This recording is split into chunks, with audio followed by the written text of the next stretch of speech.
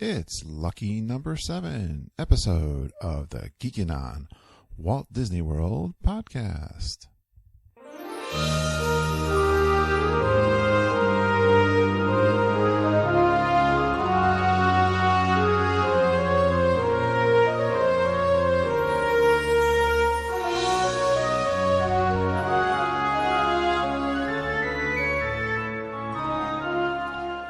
Welcome to the episode 7 of the Geekin on WDW podcast, and I'm your host, Curtis Stone. Thanks for joining us.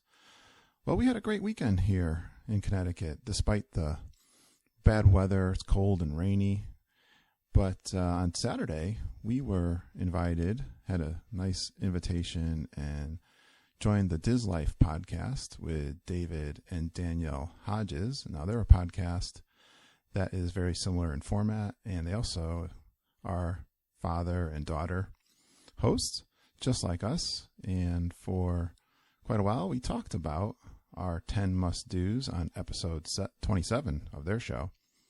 Now, these were must-dos different from our show number 6, I believe it was, in that we picked some must-dos that we always have to do when we go down to Walt Disney World. And we had a lot of fun with them. Please go out there and check out their show. And so thank you to David and Danielle for having us. And we also talked about what our goal, David had asked me what my goal was for the podcast. And he was actually helping to fulfill that goal, where we're really looking to meet some of the fans out there in the Disney World community, the podcasters, and the bloggers, and all you folks that love listening to podcasts and tweet and all those kind of social media stuff. You know, one day, probably the biggest goal we have is to someday get invited to maybe a media event from Disney. And that comes up especially in my mind right now when this week the Seven Dwarfs Mine Train is having a media event. We listen to one of my favorite podcasts is Mike Rallman and the Be Our Guest podcast. They had a great podcast on Friday talking about, they've been doing this for 10 years, and they were just going over, reliving some of the cool things that have come about from doing their podcast. And Mike actually sent me a tweet that he was on his way to the media event. So stuff like that is really the goal of this podcast, and we're here to have fun. We're here to inform and just give our opinion of our love for Disney World. Now, on Sunday, we had an opportunity to go see a show up in Lexington, Massachusetts. This was an exclusive Disney Vacation Club show that was hosted by Disney Files magazine editor Ryan March and a Disney historian Tim O'Day. And they describe it on the website as a lighthearted 90-minute show for members and their guests, featuring an array of Walt's rarely seen or heard appearances. There were some entertaining clips from his television hosting duties in the 50s and 60s. And these are some, things that were kind of candid also, and tried to capture the colorful character of the man behind the legend. And this was up in Lexington, Massachusetts. We went up with my wife, Margita, and my sister-in-law, Renata. Lindsay was there. She was our recording, doing our recording engineer, I would say. This was the first time that we actually remotely recorded, and we did this in the car. For you guys interested in podcasting, I tried my iPad 2 with a camera kit attachment that has a USB port, and plugged in a USB microphone, my Audio-Technica, and used GarageBand. So that was kind of an experiment all of it itself. But we'll give you a chance today to listen to some of that recording that we did in the car. We also picked up my son Harry, who goes to college up in Boston, and my niece Megan, who is recently graduated from BU and lives and works and does some works independent films up there. So they were interested in Walt Disney's career, and that's exactly what that show was. So what we'll do is we will let you hear some of that banter of the before we got up there, and some of our comments afterwards, and then I will come back and read off some of my notes, some of the highlights from that show, to give you an idea of what that particular event was all about, and that will be it for the show. So here we go. Here is some live recording from the remote car ride up to Boston in the Lexington, Massachusetts area. Hello and welcome to another episode of Geekin on Walt Disney World. I'm your host, Curtis Stone, and we got a special show today. We are remote and riding from our home in Connecticut up to Massachusetts, Lexington, Massachusetts, to see a very special show exclusive to DVC members, and it is called Great Moments with Walt Disney. We're really excited, and this is like our pre-show, and in the car, riding up, we actually have my wife, Margita. How are you doing, Margita? I'm great. What do you think today's show is going to be like? I don't know. I know it's going to be hosted by two Imagineers. I'm curious to see who they are. And it's an hour and a half long, approximately 90 minutes. So I'm ready. I'm all in to see what we see today. Yeah, I checked out on the Disboards this morning, and this show is doing 5 cities. I think the one, I'm not sure how many they've done so far. I know the one I saw, I think was in Anaheim, California, and people didn't write a lot about it, but they did say it was a good time. Also, in the car, we have our sister-in-law, Margita's sister, Renata. How you doing, Renata? I'm doing great, and I'm so happy to be spending a day with such great Disney enthusiasts. All right, so yes, we are getting excited. One thing this reminds me of is the show down in Walt Disney World at Hollywood Studios. Oh, yeah. The one, Walt Disney, One Man's Dream. One Man's Dream, yep. And we also are on our way, our son, Harry, he actually goes to school up in Boston, and he is taking up graphic design at the Massachusetts Mass Art School, and I can remember going to see One Man's Dream with Harry and my younger son, Ben. You know, they have that movie back there, and talk all about Walt's show. Through all the attractions. At the end, you get to see the story of Walt's life.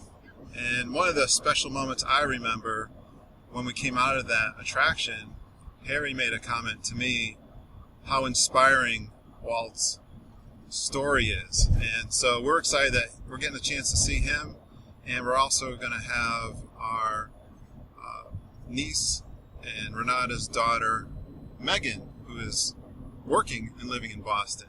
So we're looking forward to a fantastic day, and we're going to let you know everything we see today, and we'll be checking with you later. All right, guys. See you later. Bye. Bye. Okay, we are riding back to Connecticut from our 90 minutes up there with the Great Moments with Walt Disney. It was a fun-filled day. Had a nice dinner at Margarita's, and I had some fajitas. Margita, what'd you have? Let's see, I had the enchiladas, the vegetarian enchiladas. And actually, Curtis, it was lunch. We picked up Harry and Megan, the Bostonites, and traveled out to Lexington's Margaritas. Yeah, that was a good choice. Yep, not bad for picking something up. Right out of the blue? Yeah. Or right off the internet? Right off the internet, close to the Scottish Museum where they were holding the Great Moments with Walt Disney. And so we had a nice lunch, margaritas had by all, except for Lindsay here, who had to go with the smoothie because they were carding. They were asking for identification. All right, and we went to the, what was that, the Masonic Library? Is that what it was called? What's that? Something like that. Scottish Library. Yeah, Masonic Scottish Library. And the theater was about 3/4 full, I would say. Yeah, what a great place to have a show. I mean, I was surprised at how it really wasn't overcrowded and easy to park, very easy parking. Easy to check in. Got in there, checked in, got beautiful little, well, they're not even that little. They're about 4 inches by 2 inches badges. It's a keepsake souvenir that says Great Moments with Walt Disney, and it's kind of got the profile of Walt Disney's face on there. So we got that when we checked in. And everybody seemed to be really excited to see the show. We got there about half hour early, but we still had to sit kind of towards the back. It was already getting rolling, and people were having fun. They were... You know what was funny, though? How when you went in, they put the announcement of, please move to the end of the row. Don't leave any empty space, just like at the attractions, you know? Just like down at Disney World. Yeah. They had some really cool pictures of Walt and some candid shots. And that's, for me, that's the big thing. Takeaway was... It was a candid moments with Walt Disney. The two presenters were... Renata remembers. Tim O'Day and Ryan March. They were the Ryan March. Imagineers. And Tim O'Day was from Los Angeles, right? Yeah. Based in Los Angeles. And Ryan March, the editor of the Disney Files DVC magazine. And they were all in a good mood and got the crowd going in a good mood.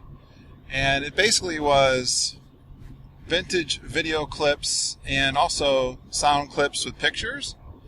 And they tried to basically take you back through Walt's and life. Well, not so much his life, but just different candid moments and try to describe it so you can kind of get back. I would say it started like a little bit. He touched on Snow White. They touched on Snow White, right? A little tiny bit, but I think it was mostly 50s, like Disneyland, opening of Disneyland, and up to 1965. They talked about,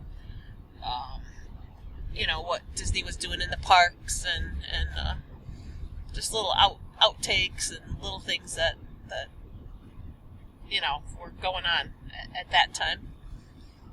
Right, so... I just had someone from Twitter, Dennis, I don't have his name in front of me. I think we'll do a little bit in the studio when we get home, just to go through some of the notes, but what did you think, Margita, on a scale? He gave me a scale of 1 to 10, and I'll go first, and I'll say, I put it as a 7. I would say it was fun and interesting. They maybe could have had some more, even more fun and interesting things. Yeah, 6 to 7. And what do you think, Renata? What would you say? I think if they had a Q&A session at the end, it would have made it more Right. audience interactive. Right, that would have been nice to have that. Yeah, I was kind of expecting that. I was kind of expecting a Q&A maybe at the end. Yeah. But I think the time was appropriate. They said 90 minutes. I don't think it quite went 90 minutes. I thought it was a little over. I thought it was almost 20 of 5 when Was we it? got out. Yeah, Okay. It might have been 10 minutes over 90 minutes, but they might have started a couple minutes later, too. I don't know what I was expecting. I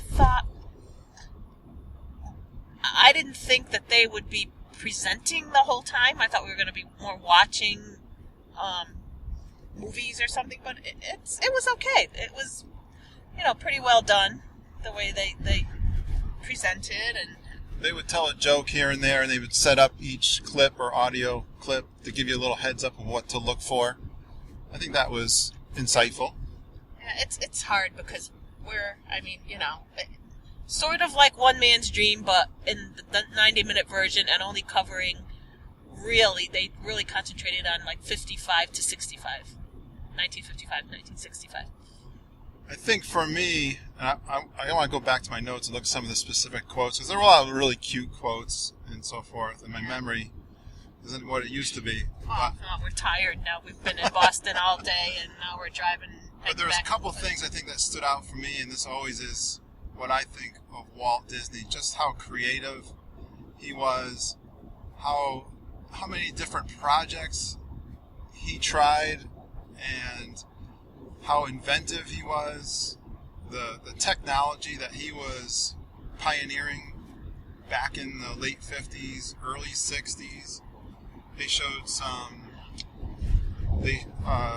stop motion, quite a few clips that were stop motion types of things, or things where things would appear and disappear. He did a little magic trick back in the vaults, and things like that.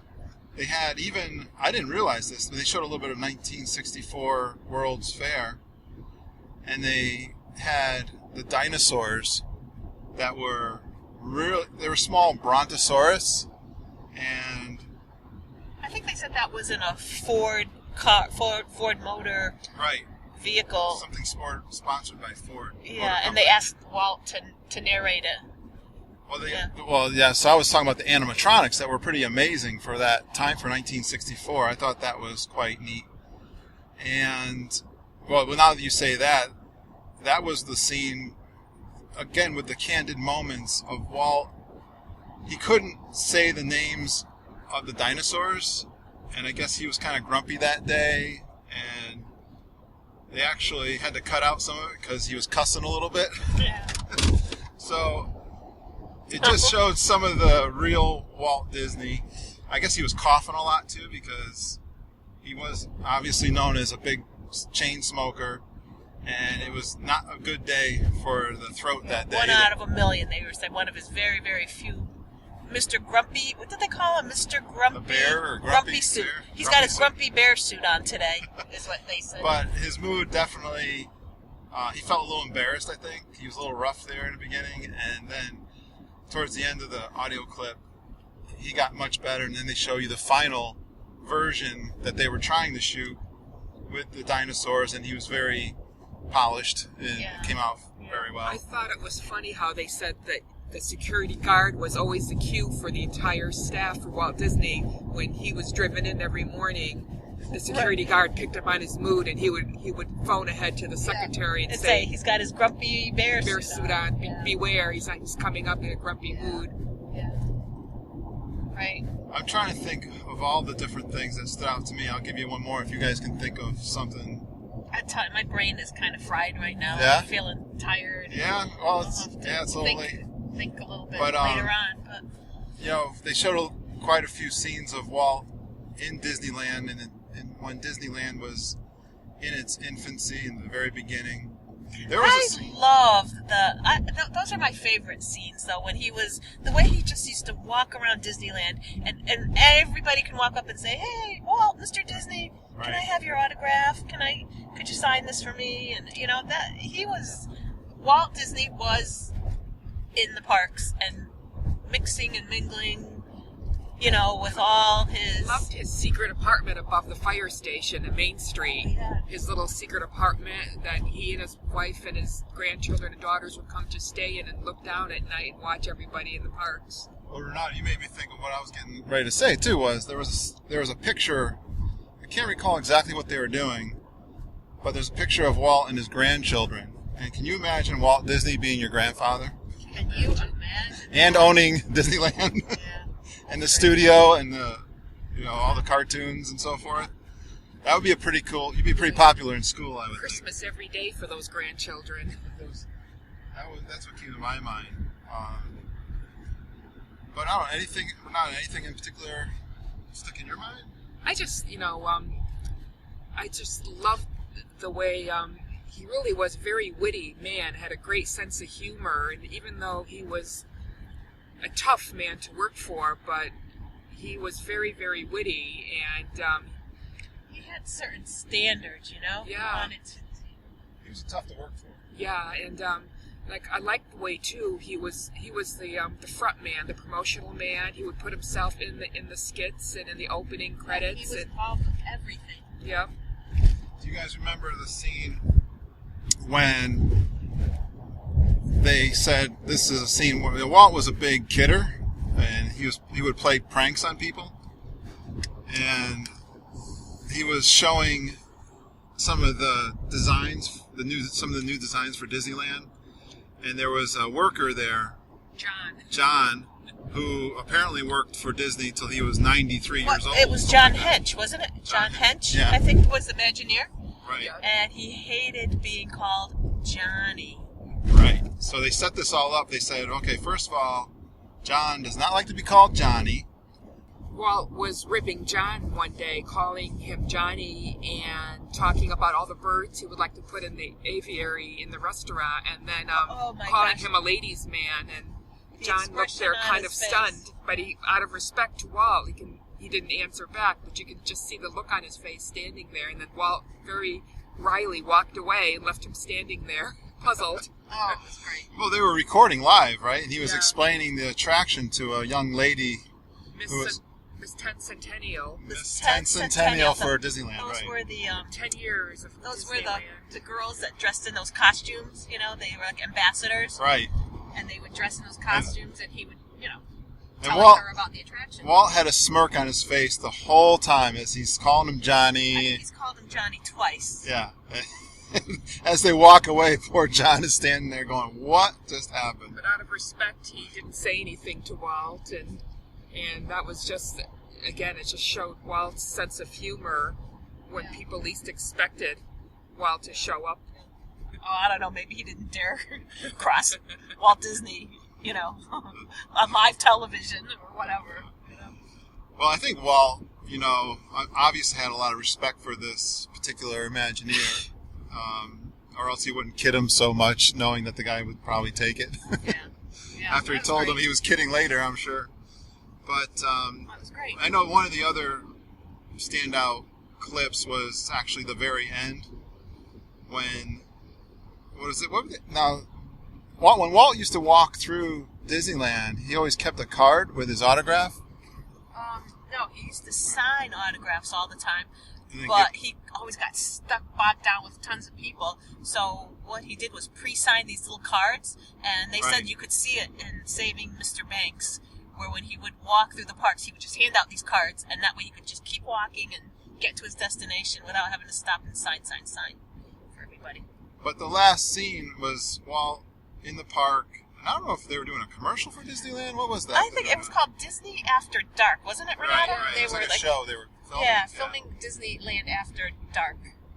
One of Walt's favorite times of day. He said he loved Disneyland at night when the lights went on, and he loved being up early in the morning. It does, though, doesn't it? Though the parks change at night when they put the lights on. Don't you get a different vibe when you're in there? Absolutely. Especially if you're an early morning person too, and you enter the parks before the big crowds come too. It's got a totally different energy in the morning also. Yeah. But that was a really cute scene, and they did cue it up telling you, watch the popcorn.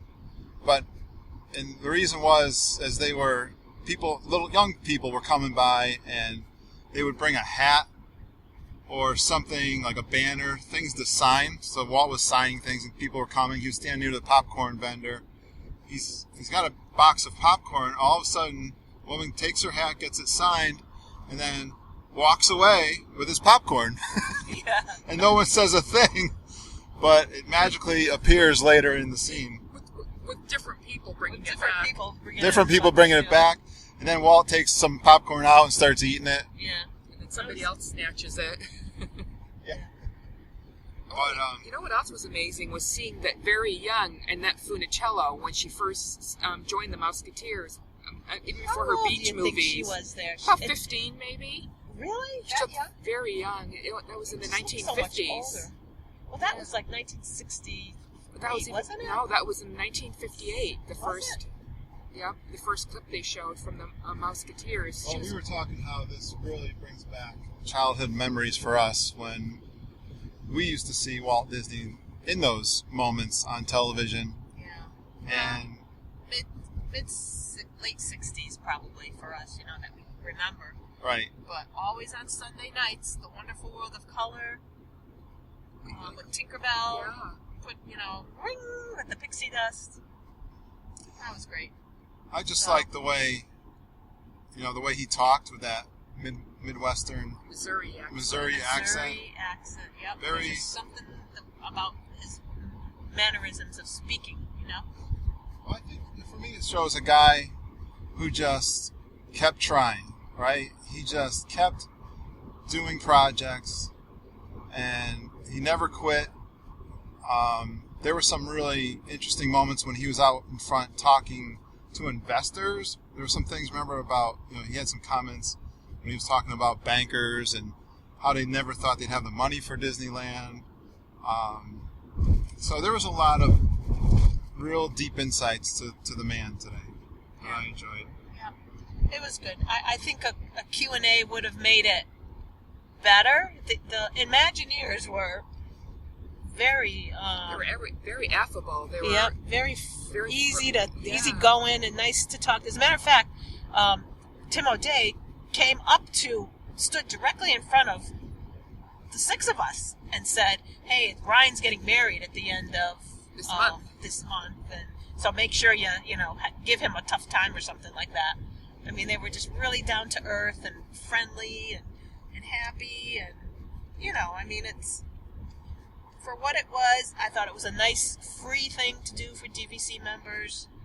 Yeah, they were great ambassadors for Disney, Tim and Ryan. You guys got your picture taken. Lindsay and Kurt Renata took the picture, and then they offered for anybody that wanted to go meet out in the lobby, probably for pictures or whatever, signings or whatever. But we left. We just walked and said we got to get home. But all right. Nice. Yes, so we are halfway on our way home, and we had a great day. Luckily, the rain finally stopped. It was pounding rain here, and it's in the 49 degrees here. But we're heading down. It's about 7 o'clock at night, and I think Lindsay and I will do a couple thoughts in the studio when we get back to the studio and talk about. So, ladies, thank you very much. We had a great day today. Thank you, and I still can't believe 49 degrees just a few days shy of May, and not even 50 degrees today. Can't wait to get to Florida. Yeah, New England. You never know what you're going to get. Thank you, Curtis. All right, we'll Thank see you. you guys later. Bye. Bye. All right, I hope you enjoyed all the banter and discussion in the car. And now I'm back in the studio. This is Curtis, and I do have the sweetest daughter in the world. Lindsay's here now. Hello, hello. Hey, Lindsay. Thanks for doing all the help in the recording in the car. And now, what I just want to go through, I had some notes that I took during the session, and I thought I'd just go over, so I couldn't remember them when I was in the car, and I just didn't want to miss them. Well, the first thing I'm thinking about is, Lindsay, I didn't get your opinion on the show. What did you think of the show from a 20-year-old point of view? Yeah, I was really tired coming on the way home, and I didn't want to talk. I was there the whole time while they were recording. You were a recording engineer. Yeah, I was looking at the iPad and everything. But no, I really enjoyed the show. It was not what I was expecting at all. Not that that's a bad thing. I was actually expecting some sort of DVC advertisement for buying the new location at the Polynesian. That's what I was expecting. And I love those things. You know how we get the email invitation, then right. we get invited, and then they send us a lithograph Yeah, afterwards. So that's right. what I was expecting, that sort of presentation. But it was absolutely not that at all. It was just a presentation of Walt's life, and I thought it was fantastic. I really enjoyed it. Yeah, it was kind of an academic thing. Yeah. Right? For academics and anyone who is interested in the man behind Disney World and everything Disney, which I am a historian buff and really enjoyed that part of it. And I was not surprised. That's exactly what I figured it was going to be. All right, I'll go through some of these notes, Lindsay. You can give me some of your comments. Sure. Well, the opening intro with Ryan and Tim, they tried to be lighthearted and so forth, and they were saying how I'm a Floridian, Ryan saying that, and Tim is a Californian. Now, what do they call people from Massachusetts? I think a lot of them said, I don't even know this, a lot of them said Bostonians, Yeah, I think which so. I was like, wait, but that's just Boston. Massachusettsians? Massachusettsers? People from Massachusetts. Yeah. Everyone kind of laughed, and they were great hosts. I enjoyed them. And what they were saying was the show name was borrowed from, I believe it was from 1964 World Fair, a show that Walt did called Great Moments with Mr. Lincoln. Mm-hmm. Okay. And isn't that an attraction in California, Disneyland? I don't know. I'm not sure. We've never been to Disneyland. I recognize so I the have name no idea. from seeing it somewhere. And Lincoln, they made this comment that Lincoln saved the Union and Walt saved Anaheim and Orlando. That's pretty cute. Yeah. And they basically queued up every different clip that they had, and these were all clips that they pulled out of the archives. And, The never before seen kind of things. and it was great. Yeah, they get a chance to hear Walt in his own words. Some things, that he's a regular guy. Yeah, that's something they emphasized was that the Walt that you saw on TV, even though he was scripted, was really the same guy that you met in real life. Right. And of course, there's stories. One of the stories is we talked about it a little bit in the car when Walt was talking. He was recalling talking to TV executives about Disneyland, but they were trying to pick up another show from him. Basically, they want, because he was very successful with TV shows, all of those major networks, they wanted his next TV show. Yeah. But Walt wanted Disneyland, and he was doing a sales job. But he was reflecting. He must have been speaking in front of an audience or something. I think he was some sort of gathering dinner of or some. something. Yeah, right. And he was just reflecting. Now that Disneyland was successful, and he just made this comment that I thought was pretty cute. He was talking about what the executives said to him, and the comment was, "What the hell did he want with an amusement park?" Yeah.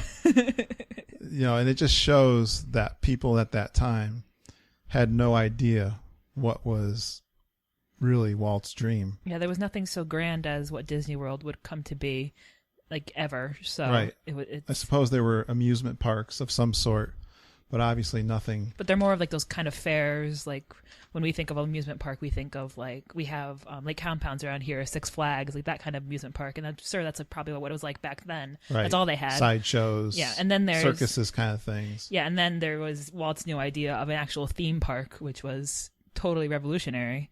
I mean, I've always loved, Walt. I love the everything about Walt, but his vision, his just courage to try different things.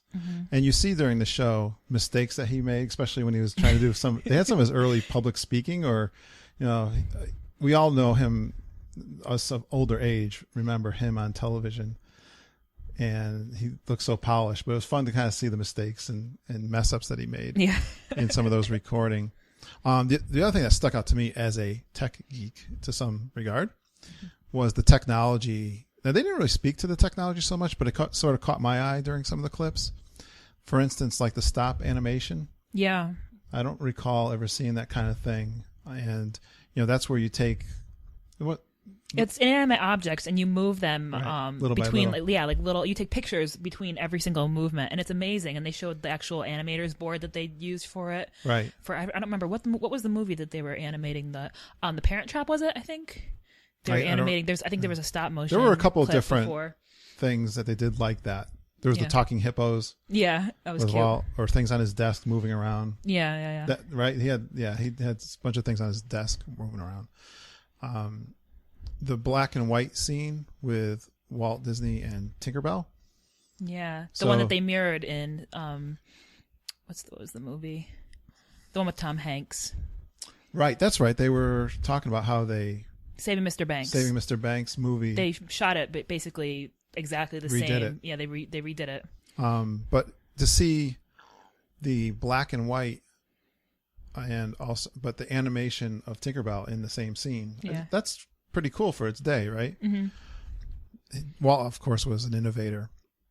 Color, just the fact that they moved from black and white to color, but there was a scene there that they showed with three ladies. They were dressed in like white, and then they were changing the colors of their suits. Their dresses and their everything. dresses were different colors, like bright orange and yellow and purple. It was the introduction of the Technicolor to the TV. Okay. Yeah. It was really cute.